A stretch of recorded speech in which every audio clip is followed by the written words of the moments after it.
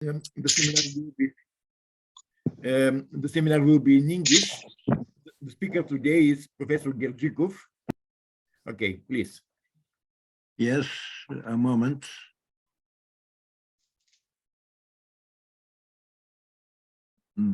Чакай малко. Share screen. Така. И сега файла.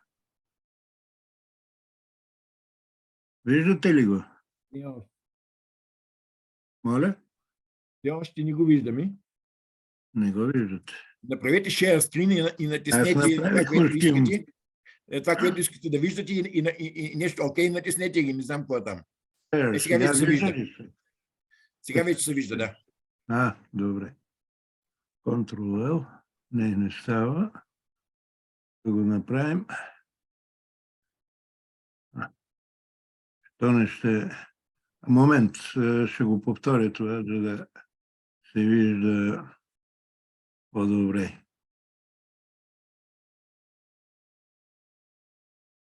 Извинявайте, след малко ще бъде готов.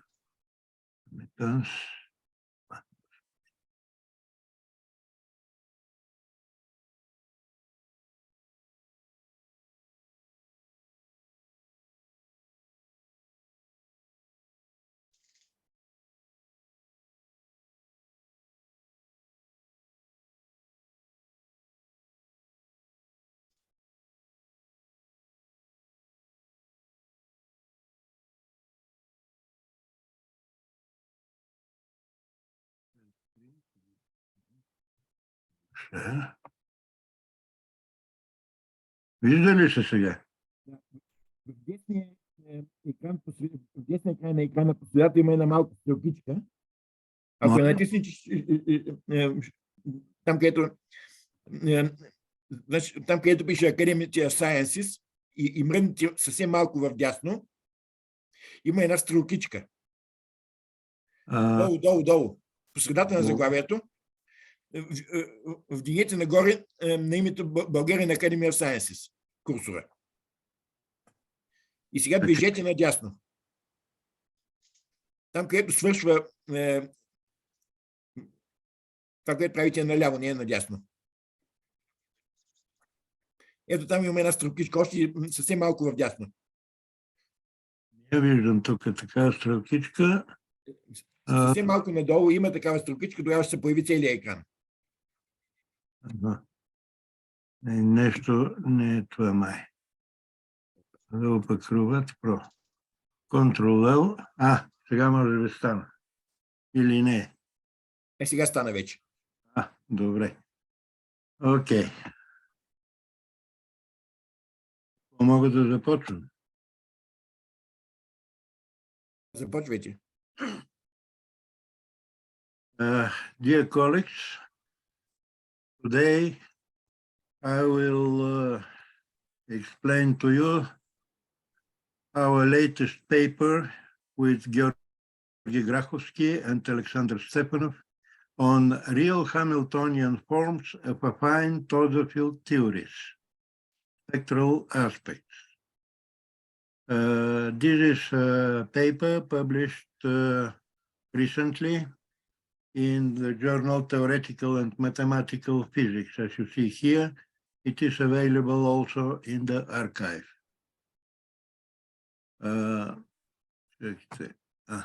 Добре. First, I will say a few words about the Toda chain model. This model was discovered by Morikazu Toda back in 1970s, and this is the set of equations that describe it. Toda designed it to describe molecule interactions on a chain. And you see that the molecules interactions are exponentially diminishing with the distance between the molecules, and this is his model. A bit later, in the mid-70s, it was discovered by Moser that this Toda chain can be exactly solved. This is, as you understand, a dynamical model with r degrees of freedom. And about the same time, Flaschke and Manakov found that the Toda chain has a Lux representation, which was a very basic property that allows one to solve it exactly. At the end of the 80s, Mikhailov devised his ideas about the reductions in integrable models. And the first example that he provided with a real good reduction was the so-called two-dimensional Toda field theory. And about the same time, a bit later, Mikhailov, Polshanetsky, and Perelomov described that actually such affine Toda field theories can be related not only to the algebras SLN, as Mikhailov discovered, but also with any simple Lie algebra. And later, actually, one can relate such affine Toda field theory to any Kac Moody algebra. And okay, I mentioned the word Kac Moody algebra. Now, this is an algebra which is constructed by starting from a simple Lie algebra G and then grading it using the so-called Coxeter automorphism. And the Coxeter automorphism is an automorphism of finite order. The order of this automorphism is H, and H is the Coxeter number of the corresponding Lie algebra. So when we do grading with the Coxeter automorphism, we split the whole algebra into H subspaces. Each of them is an eigensubspace of the Coxeter automorphism.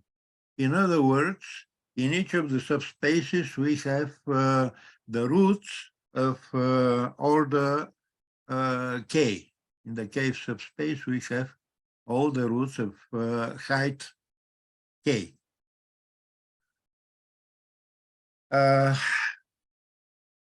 Now, the Lagrangian for these two-dimensional Toda field theories is given here. And you see that beside the kinetic term, which is related to a vector of R components, Q, we have also interaction terms. And the summation here goes over the simple roots of the Lie algebra and also the minimal root. So alpha 0 is the minimal root of the corresponding algebra. The set of all simple roots plus the minimal root is the so-called set of admissible roots of the Lie algebra. And now here is the set of equations which correspond to the two-dimensional affine Toda field theories. As I mentioned, we have a simple Lie algebra, Frank R. Alpha K are the simple roots, and here is the Lux representation for this affine Toda field theory. As you see here, Qx, actually, this is an element of the Cartan subalgebra. And the vector Q is dual to the corresponding Cartan elements. In J0, we have some of the admissible roots of the Lie algebra. It will be on the next slide. And you see, J0 is the sum of the root vectors corresponding to the admissible roots. And I of x and t is a linear combination of the roots that are minus the admissible roots. and they have these exponential factors here that determine the interaction in the equation. The coefficients nk are the integers with which the minimal root can be expressed in terms of the positive roots, of the simple roots of the algebra. Here is also the Hamiltonian of this affine Toda field theory. And also I have put here the symplectic form, which is a canonical symplectic form for the system.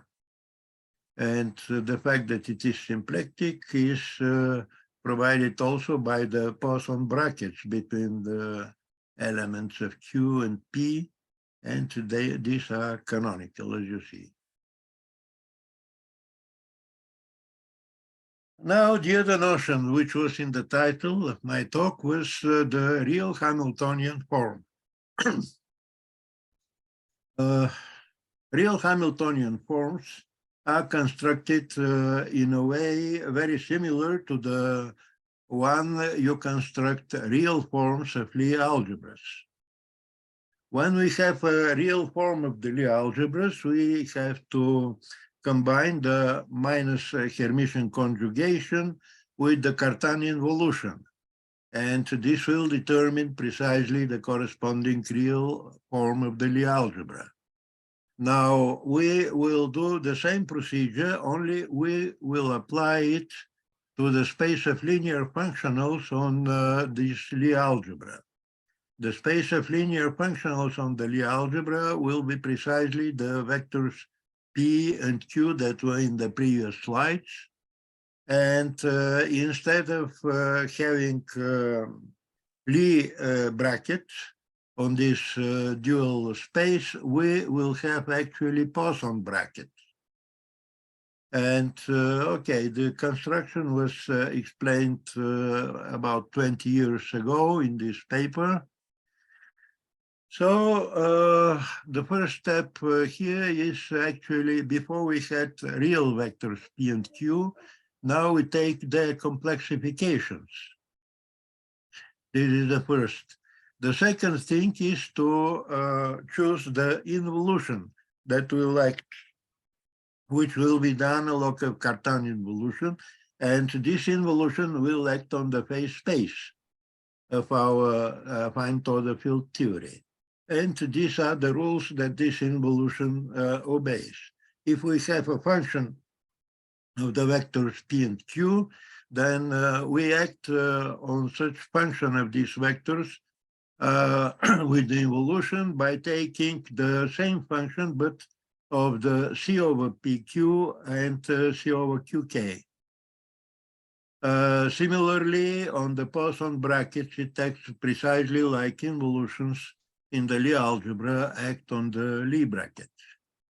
And finally, we request that the Hamiltonian of our model is invariant with respect to that involution.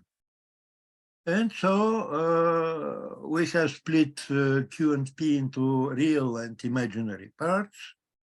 And we request that the real parts are eigen elements of the involution, and the imaginary parts are anti-eigen elements of the involution, and these are the corresponding brackets between the real and the imaginary parts.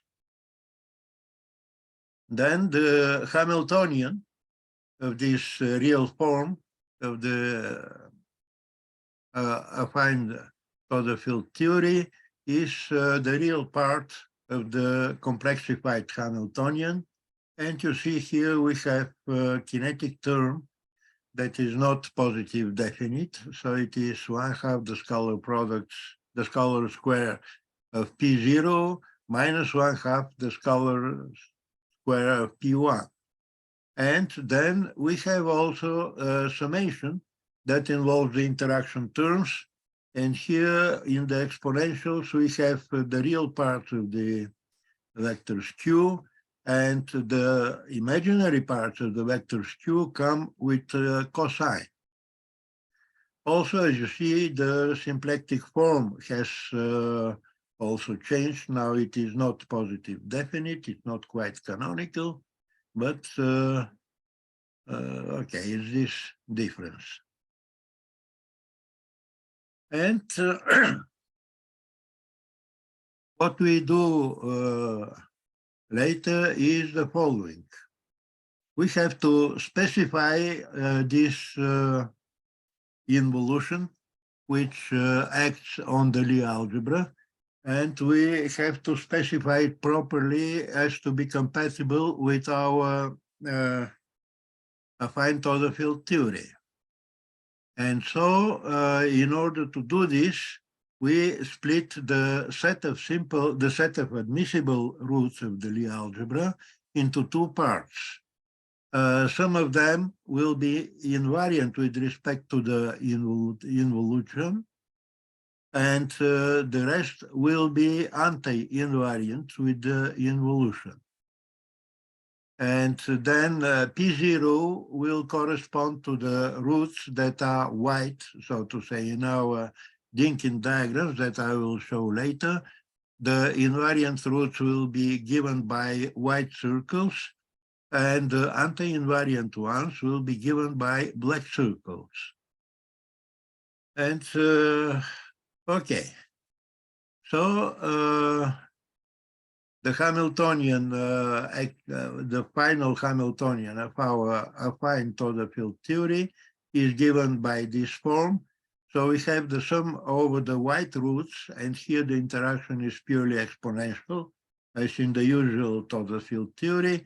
And then we have anti-affine roots, and then the interaction term is just cosine.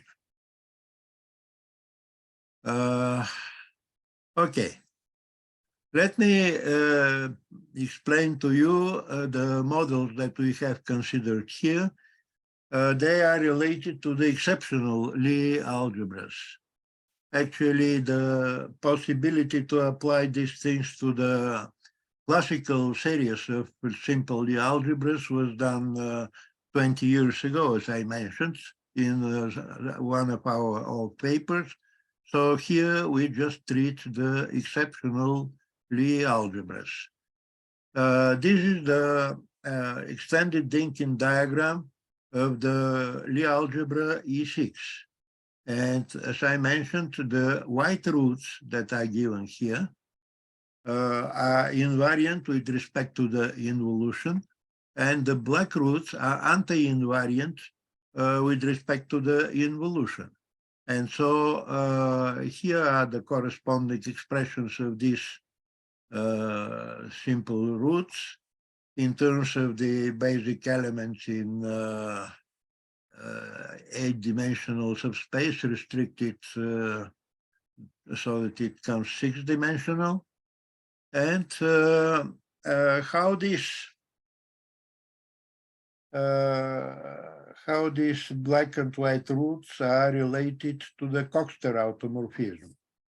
Now, we express the Coxeter automorphism related to E6 as a product of two Weyl reflections. And these two Weyl reflections are orthogonal to each other. So S1, actually S1 is the reflection with respect to the white roots, and it is composition of these elementary Weyl reflections with respect to alpha 2, alpha 3, and alpha 5. S2, the second reflection, is the composition of reflections with respect to the black roots, alpha 1, alpha 4, alpha 6. And this produces the grading in our Lie algebra, and in addition, this grading is compatible with the involution that I started with. And now this is the corresponding Hamiltonian of the real Hamiltonian form of the affine Toda field theory.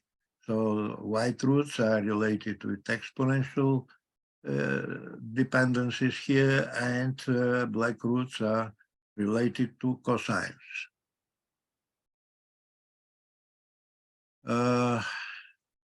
Here is also the corresponding symplectic form. Next, we treat the algebra E7. E7, this is the root system of E7. Again, we use the diedral realization of the Coxeter automorphism. And we have S1, which is a product of reflections with respect to the white roots. Yes, must be here. And, or maybe it's the other way around. S1 is the reflections over the black roots. S2 is all of the reflections with respect to the white groups in the, in the Dinkin diagram. And, okay, the things go very similarly. And this is the effect, the expression for the Hamiltonian. As you see, the kinetic part is not positively definite. Here we have sum over the white roots, which is the exponential terms, and cosines for the black roots. And here's the expression for the symplectic form. For the E8 algebra, as you understand, everything is very much similar. Again, we provide Coxeter with its diedral realization. And here are it is composition S1 by over the white roots and S2 over the black roots. And the real Hamiltonian form is again given by a similar expression as before. Of course, we have two more Lie algebras to deal with. One of them is F4. The root system of F4 is given here. This is the diedral realization for F4, and this is the corresponding Hamiltonian with the two types of interactions. And finally, it is the exceptional Lie algebra G2, which has this these admissible roots, and the extended Dinkin diagram is like that. Here is the corresponding Hamiltonian. One more remark, of course, we can do once again the same exercises, exchanging the role of the black and white roots. And so along with these real Hamiltonian forms, we can associate the same type of sets, but with black and white roots exchanged. And well, let me tell you now a few words about the spectral properties of the Lax operators that we had in the beginning.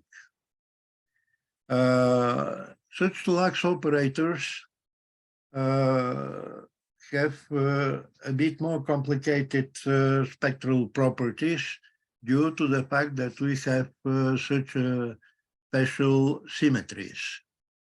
And so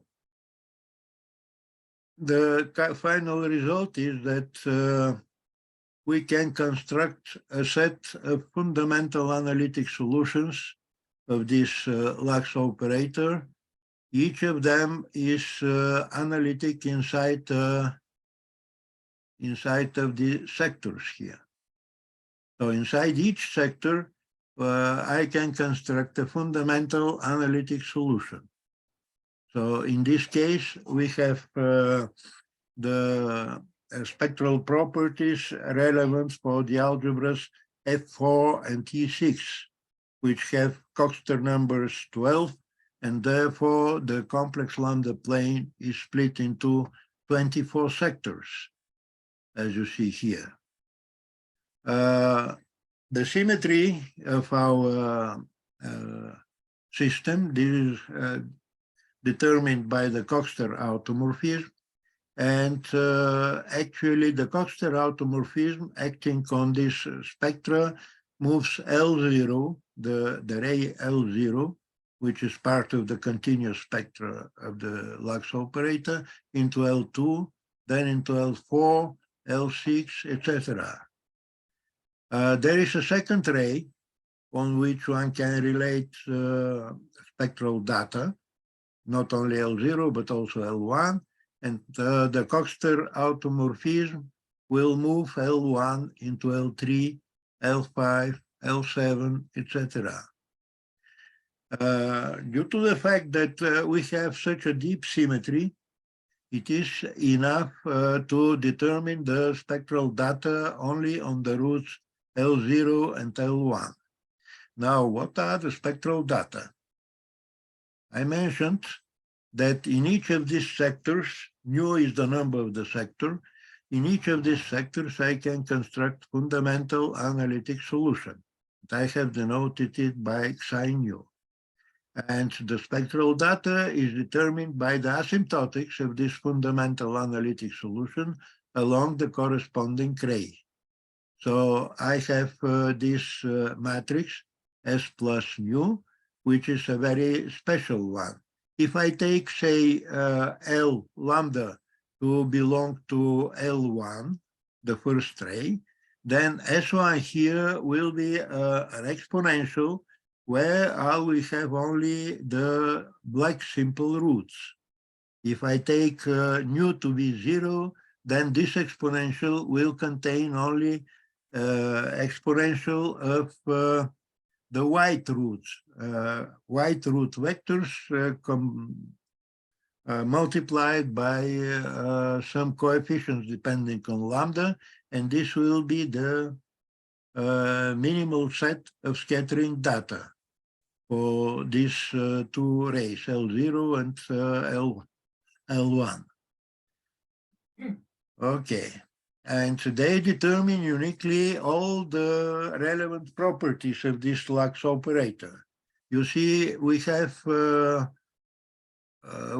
24 rays here, but only this, the data on L0 and L1 are independent. All the rest of the data are reconstructed using the Coxeter automorphism. And now we can put another question, which is also rather important: how to construct explicit solutions to these affine Toda field, real forms of the affine Toda field theories. This problem could be solved. It is not solved yet, but it could be solved if we devise a special dressing factor which will allow us to, if we start with some known solution of the Riemann-Hilbert problem, we will be able to construct a new solution of the Riemann-Hilbert problem that will have pole singularities, and such pole singularities we have to pick up just two discrete eigenvalues, one in the sector omega 0, another in the sector omega 1, and of course these pole singularities will be symmetrically situated by the Coxeter automorphism. So for one soliton solution of these affine Toda field theories, we will need 24 actually pole singularities in the dressing factor. Technically, it is rather difficult, so we hope that maybe next year we will be able to explain to you how such solutions are constructed and what is their explicit form. So I think I have finished. If you have any questions, please ask them. Let's thank the speaker for the talk. Do you have any questions? You can ask in Bulgarian, you can ask in English.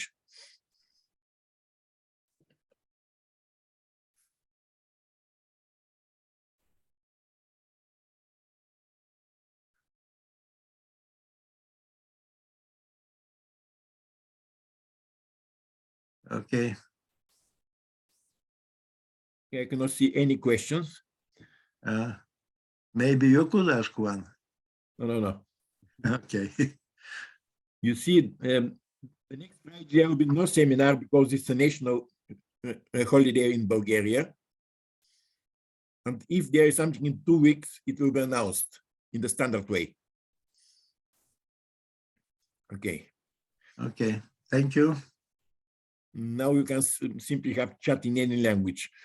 Okay, I will stop recording now and I'll transfer the hosting to the speaker, which is the usual thing we do, so the discussion can continue with him in an informal way, the way it does in a coffee room if we were to meet in person. Okay. So